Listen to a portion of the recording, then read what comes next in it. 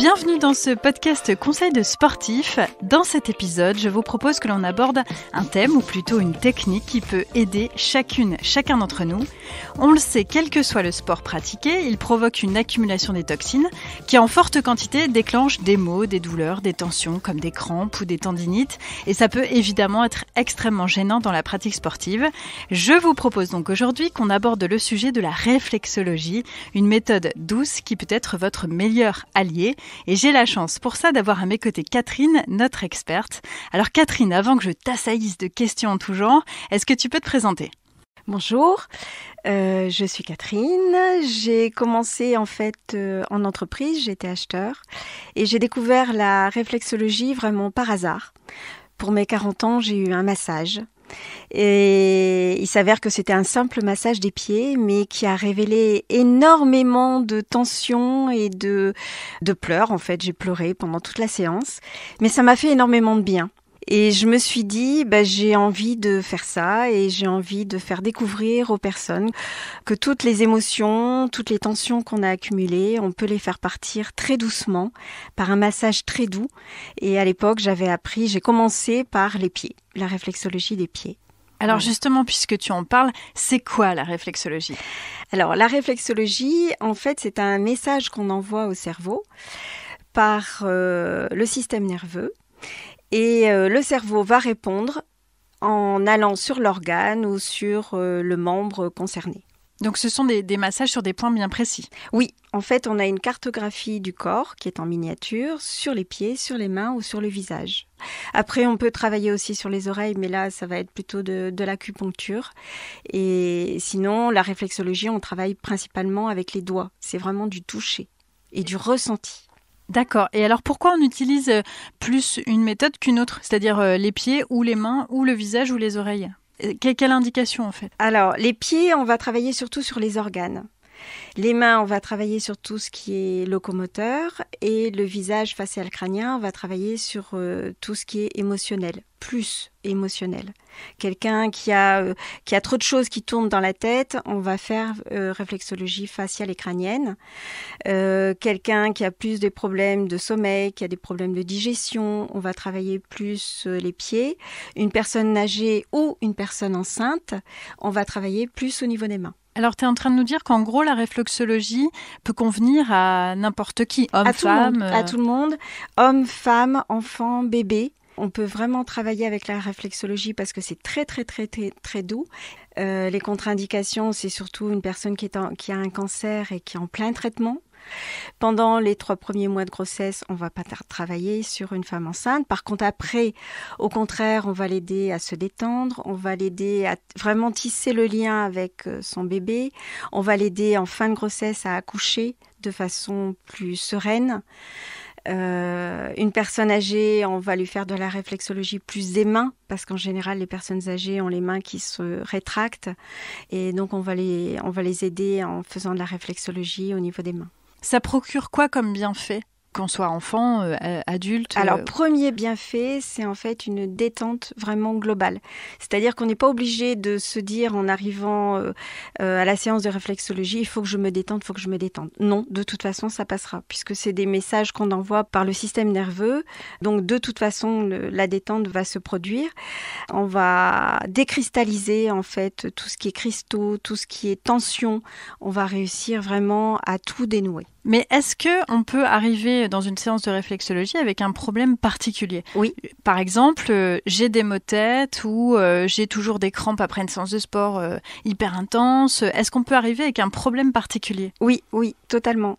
Quand on pratique la réflexologie, on va vraiment aider à refaire circuler le sang, la lymphe, l'énergie. On va aider forcément dans les problèmes de crampes et on va aider les personnes qui ont des migraines régulières parce que c'est souvent un blocage au niveau de l'énergie et au niveau sanguin. Il faut savoir qu'en fait, 75% des maladies et de tous les problèmes physiologiques sont dus au stress. Donc le fait d'agir sur le stress, sur la détente, on va agir.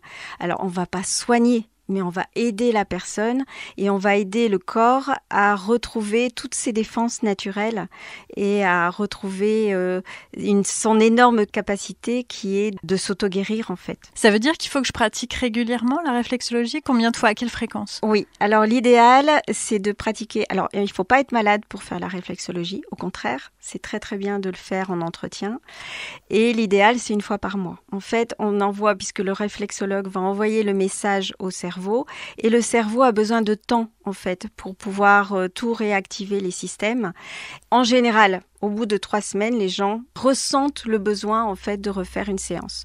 Donc une fois par mois, c'est génial. Et au long cours. Oui. D'accord, on pourrait faire ça toute sa vie. Oui, en fait, je pense qu'on crée une certaine dépendance en fait.